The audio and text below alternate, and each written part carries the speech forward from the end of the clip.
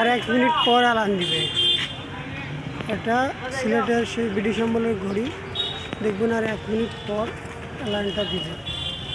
এই যে পাশে দেখছেন একটা ব্রিজ, এটা আছে ক্লিন ব্রিজ, সিলেটের সেই ব্রিটিশ আমলের।